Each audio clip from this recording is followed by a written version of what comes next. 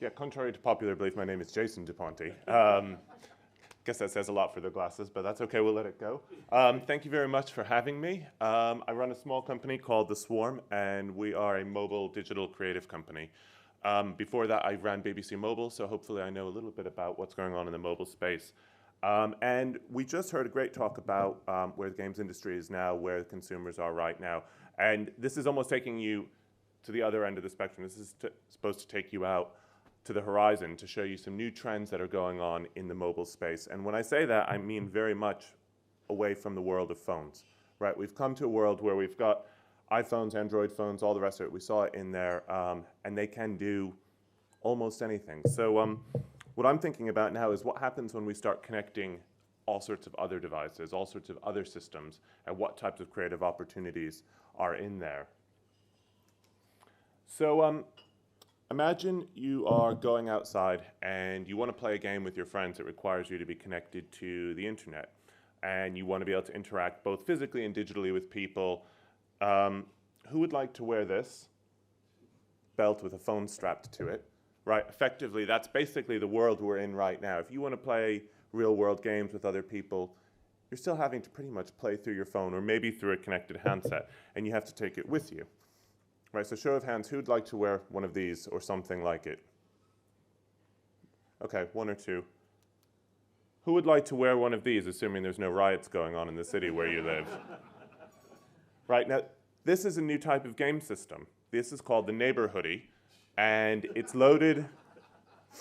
I did the presentation before the riots broke out, and I live in the middle of the neighborhoods where it is, so I'm not making too light of it, but you know, I can't show that without making one comment, right? But these are game systems, right? They are a new type of game that's been developed by some designers and academics. The sweatshirts come loaded with sensors so that they can tell how near and far you are. They have 3G transmitters and Wi-Fi receivers in them. And if you look carefully at the top of the hoodie, there's speakers sewn in right near your ears. So you can actually hear the sound coming around you as people are getting nearer and further in this whole new type of gameplay. In this case, it's a type of tag. Now, like I said, not mainstream yet, but think about what happens when the world of these phones that you have to hold in your hand goes away. And suddenly the experiences become that much more immersive and that much more integrated into your environment. Think about the creative possibilities of what can happen there. And also think about the impact of things like our clothing becoming the same as our connected devices, right? So far, the electronics industry and the computing industry, for very good reason, has been packing all the functionality it possibly can into our handsets or into our portable game consoles. I think what's going to happen, I think what's going to happen now is that all of this technology is going to start spreading out around us. So we're going to have lots of connected things. You've heard of the Internet of Things probably around us. But I think the term Internet of Things, it doesn't necessarily do a lot. It doesn't mean a lot. So I'm going to propose another word in a minute. So another example, this is an application that my company launched last week. It's called TubeTap, and it's for Londoners. And what you do is it gets you refunds if the tube makes you more than 15 minutes late on your journey. A lot of people don't realize that you're entitled to a refund, but you are. And so all you have to do is say which station you're at the beginning of your journey, say which station you're at the end of your journey, and we tell you if you're eligible for a refund and submit your details if that's the case. Right? I'm pretty happy with it, but actually it kind of sucks because what we'd rather have is our Oyster cards doing it for us. And actually we think, although we can't completely confirm it because we don't have access to the Oyster system, we think TfL could automatically enable that type of functionality for you if they wanted to, using the data that they're collecting about you and the computing power that's inside of these and their system. So why not? Why do you have to do it on your phone? Why can't you just have it woven into the fabric of your life? Much like that game with the hoodies, it was just woven in right around you. You didn't have to go to another device. The gameplay is just there, it's natural, and you can engage anytime you're wearing that hoodie and someone with one of them in the game comes near you.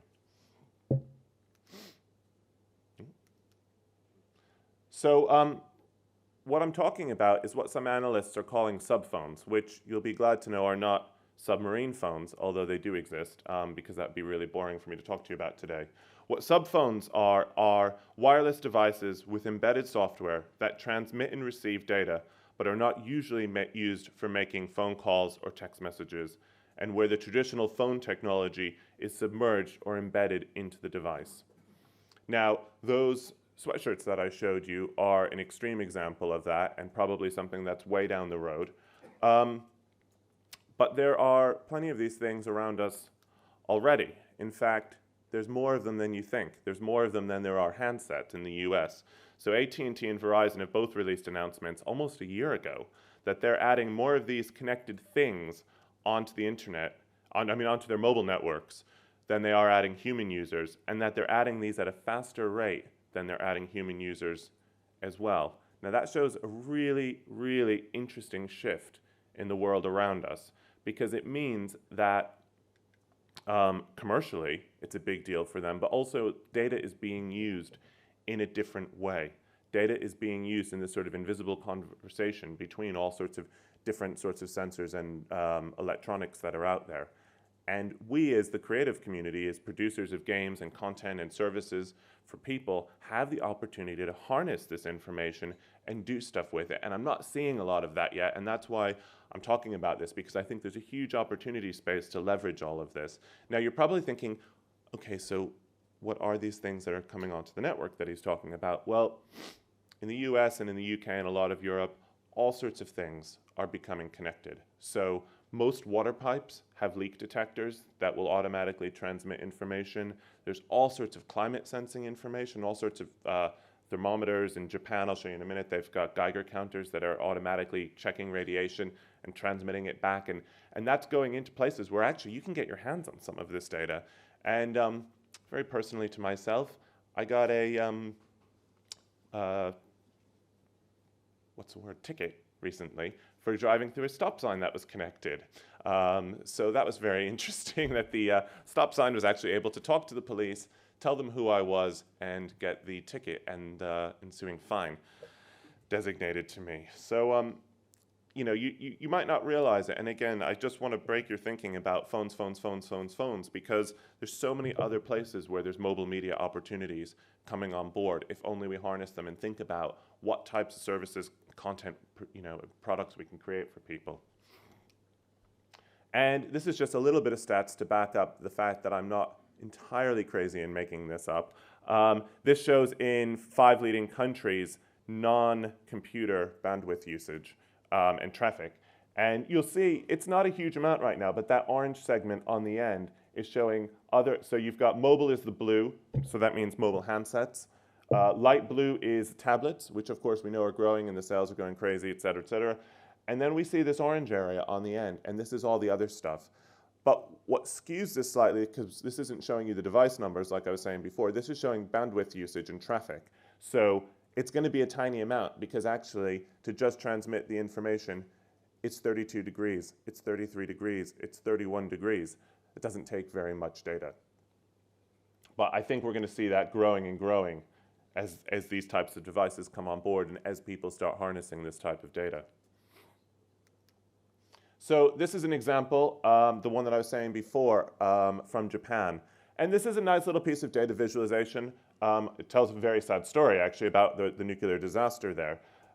And it shows you using the data that's being collected from sensors, from consumer Geiger counters. This is things people have in their home that they've connected to the internet, what the radiation levels are in different parts of Japan.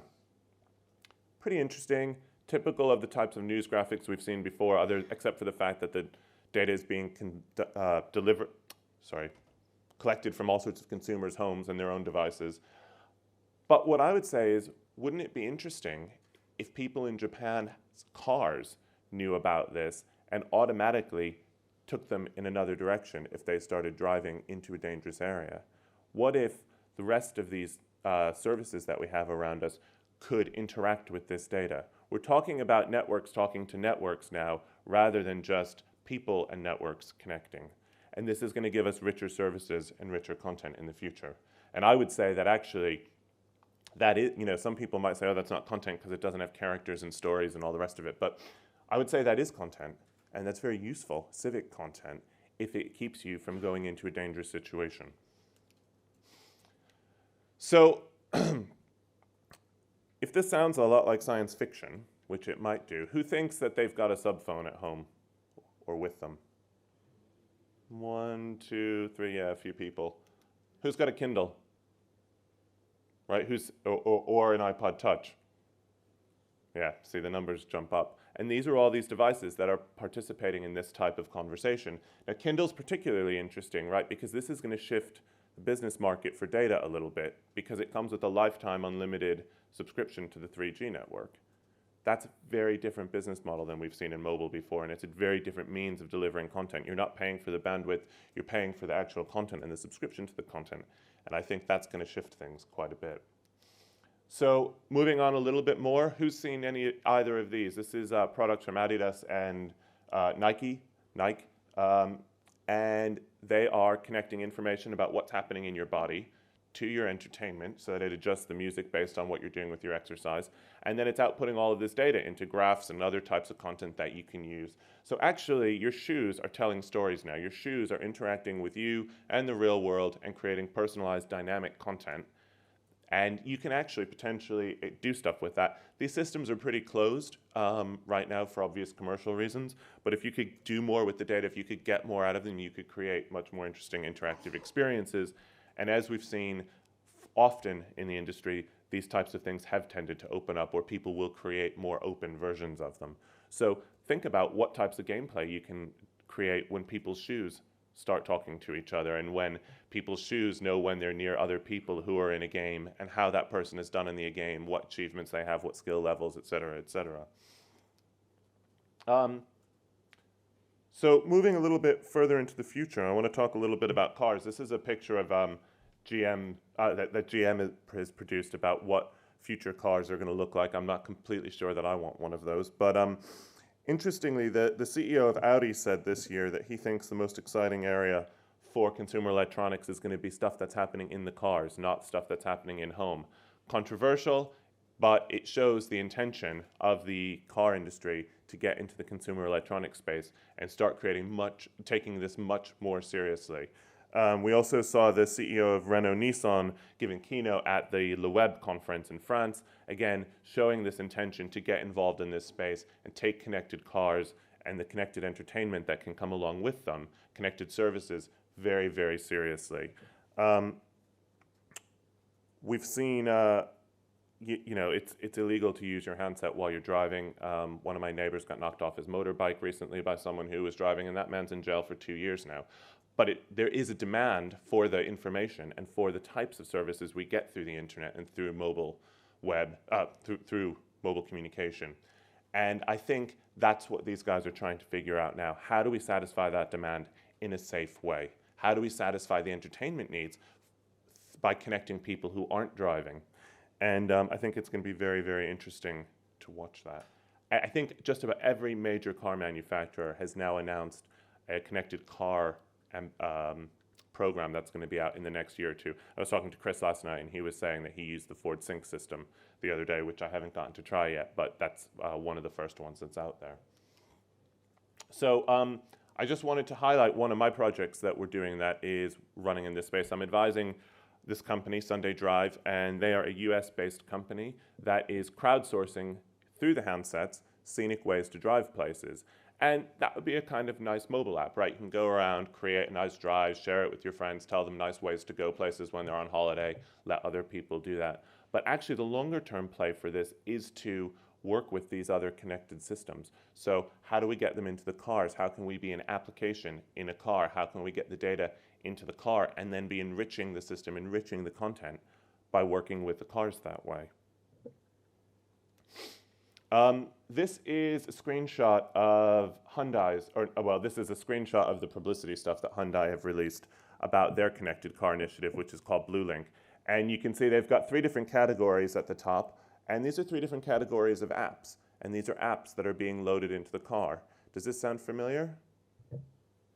Right, they're just taking the same type of interface and meeting consumer demand with it. And it's very, very interesting because I think we're going to start seeing this app store model start to be copied around. I don't think, app stores are going to, the be all and end all for app stores isn't necessarily on the phones. It's any place where we can buy or engage with digital content. Now, again, in the cars, there's going to be a lot of safety restrictions about what's there and how it works, et cetera, and how the transactions work.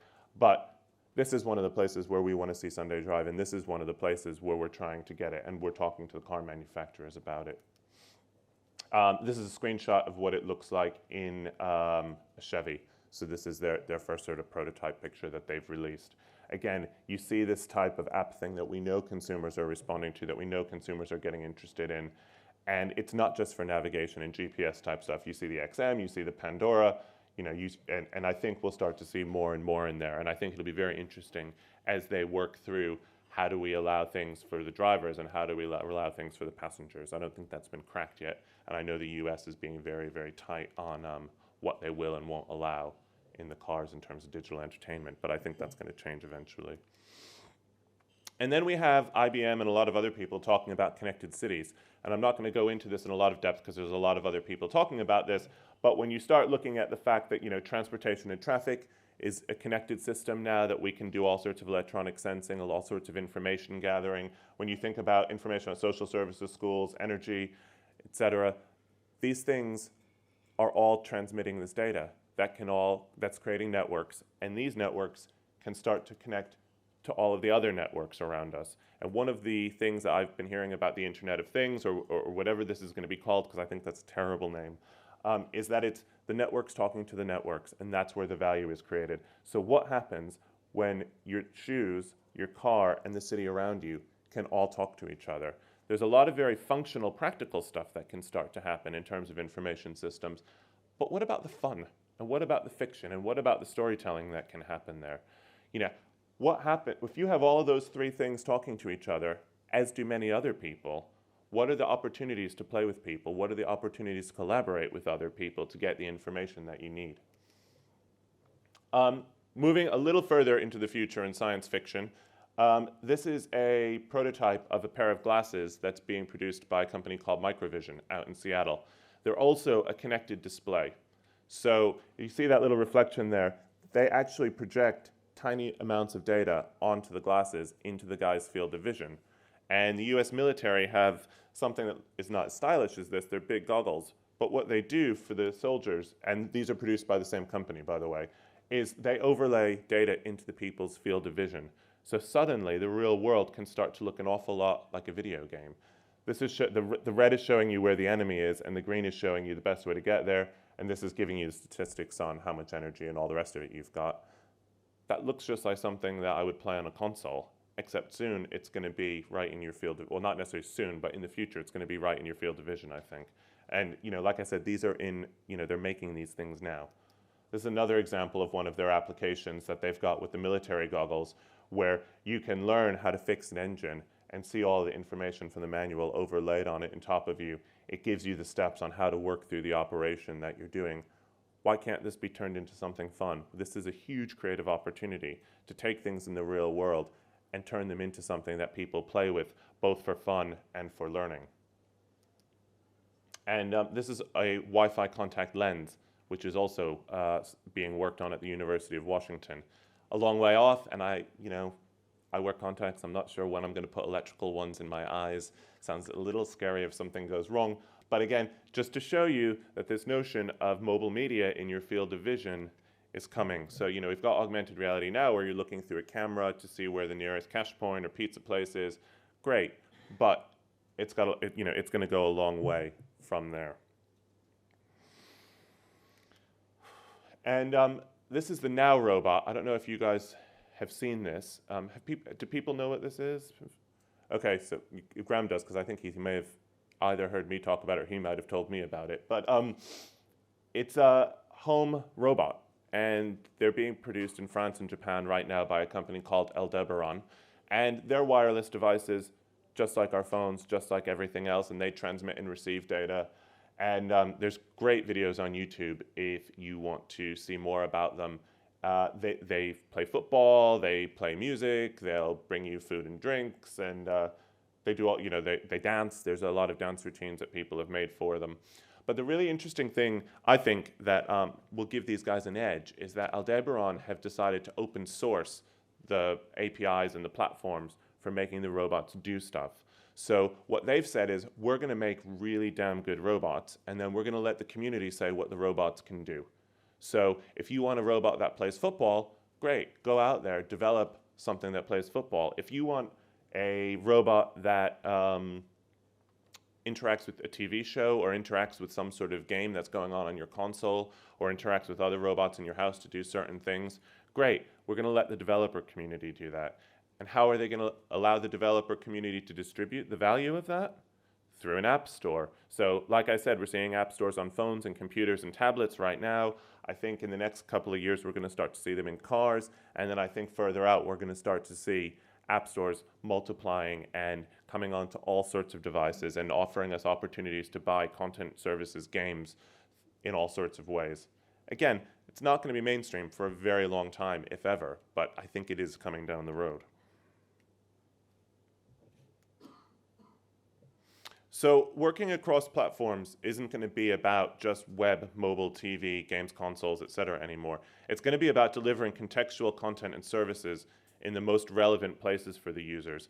And I think the competition for attention is not going to be about competition for attention between devices, but it's actually going to be in ambient space. So if I was still working with my old employer, the BBC, I would be thinking about not just how do I snatch their attention from the games console over to the phone to read the news, because actually at some point people will be able to see a news ticker right in their field of vision.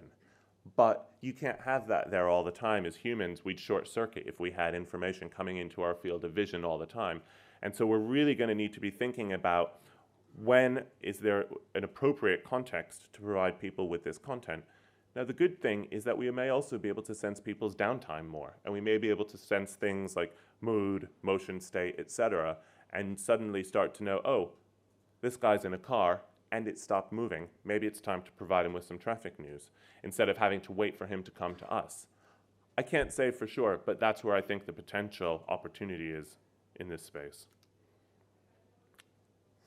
So, oh, sorry, I just want to back up there for a second because I'm looking at my notes and something I left off.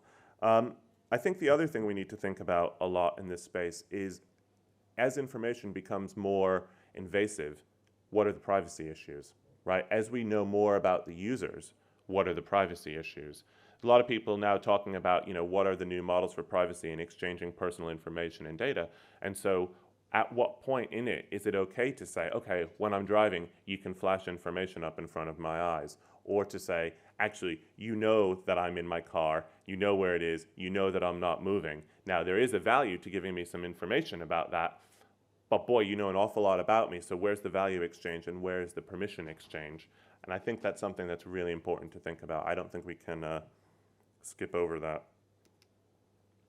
So this is a quote from Read Write Web, where they're commenting on the fact that it's not just how much content we're consuming, it's what we're doing with it. And this is the old data, information, knowledge, and wisdom pyramid that I'm sure a lot of you have seen before. It means that we start with data, that gets turned into information, which becomes knowledge, and then ultimately in someone's hand, the most important part to them becomes wisdom. And traditionally in editorial, and editorial is my background, we did the sourcing of the data. We sifted through that, what was the relevant information. We created what we thought was knowledge, and then we passed that on to people to become wisdom. But I think what's going to be happening now is that that's really going to be shifting. The role of traditional editorial isn't necessarily going away, but it's really shifting. And what's going to happen is that there's going to be loads and loads and loads of data out there. And then we're going to have to build systems and software that do the creation of knowledge and information. And then people will be deciding, more particularly than ever, which parts become wisdom and which parts are truly, truly valuable to them. And those systems that are running through the knowledge and information space, both in terms of software and user interfaces and the way that that gets curated, are going to have to be very, very careful to make sure we can do that for people. Matt Webb talks on his blog about the idea of peak attention, the fact that people have pretty much reached the peak of what they can pay attention to because the amount of data that they're actually getting.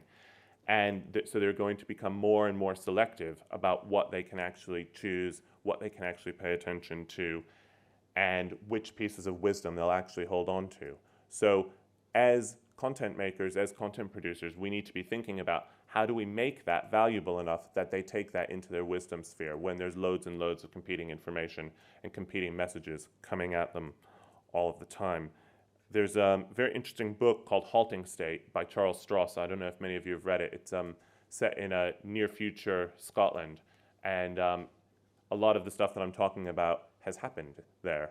And if you're interested in this, it's one that's worth looking at because it doesn't just paint a utopian picture of it. It shows you what happens when the police are in the middle of a police chase and their goggles blue screen and suddenly they've lost their maps, they've lost the information about the perpetrators, and technology is slightly imperfect. And it also looks at some of the privacy issues, political issues around it as well. And it's a good fun read.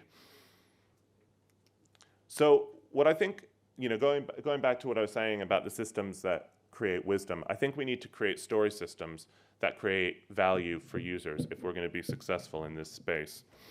We're going to have incredibly personal, dynamic, and contextual content coming at us. When we talked about personalization in the past, it sort of meant that you could choose the color t-shirt that your avatar was wearing from a fixed set of colors or from a palette that you can only make so many colors from. Or it meant that you could shuffle the pages on a home page for a website around into a conceivable number of patterns.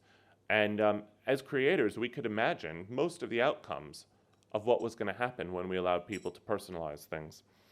I think that's mainly going to go away, and that makes our jobs much more confusing and much more difficult. We need to have these systems that allow content and context to create meaning, regardless of what device they're consumed on. We're not going to know all the time where our content, where our data is going to be consumed, and that makes this really, really confusing space. So to do that, one of the things that we need to do is really concentrate on the quality of the data that we're releasing. We need to think about the quality of the stories, the quality of the information, because that's going to be taken apart, blown into bits, moved through the network, and then appear on a device in a way that we might not know. And the interesting thing is you might be playing, going back to the beginning of the talk, you might be playing a console game. On a typical console, put your hoodie on, put your shoes on, and you're still in game. And off you go. And so suddenly, that story has to carry through onto platforms because that you never would have imagined, because when someone else wearing that hoodie and those shoes who's in game comes near you, you have a new opportunity to play. You have a new opportunity to engage with that game world, engage with that story. And how are we going to do it? Well, if the quality of the underlying data isn't great, and if the quality of experience isn't thought through very, very carefully, it's going to be difficult to think about. And that's why I'm saying these are systems. So how do we do that? Well, I think one of the keys is thinking about service design. And service design is something that the usability and design world has been thinking about for a long time, and they've really got a great grip on it. But I'm not sure if the production community and the creative community outside of that space have come to grips with it yet. And so, according to Wikipedia, service design is the activity of planning and organizing people, infrastructure, communication, and material components of a service in order to improve its quality and the interaction between service provider and customers. By designing a service based on the needs of customers, the service will be user-friendly, competitive, and relevant. Well, what the heck does that mean? Sorry to read at you, but I just thought, we should have some grounding in reality here. One of my friends, Louisa Heinrich, is the global strategy director for a mobile, they call themselves a service design agency now, but they have a great heritage in mobile. And when she talks about service design, she really made it click for me. She said it's like the postal service, and that's why this is here. We all know the rules. We all know how the system works. It almost happens behind the scenes, but they don't control the content. They control the fact that we get letters, they control the fact that we get packages, and they control how they happen. And the complexity is completely hidden from you. All you have to do is put the right number of stamps on something, put it in a hole in a red box, and magically it appears on the other side, and someone has either a happy experience if they get a letter from a loved one, a terrible experience if they get a parking ticket like I did, or just a horrible experience if they get junk mail that they've thrown away. So we really need to be concentrating on both the service design of the things to make these things simple and make them as magical and simple as the post is, but also be worrying about how the stories, how the content, et cetera, is going to come through so that we're delivering something that's as valuable as a letter from a loved one and not junk mail. So thank you for listening to me, and love to talk to you afterwards. There's my contact details and a little bit about what our company provides, which is mobile consultancy, creative strategy, multi-platform content, and creativity and innovation workshops. Thank you. Yeah. And if anyone has questions, feel free.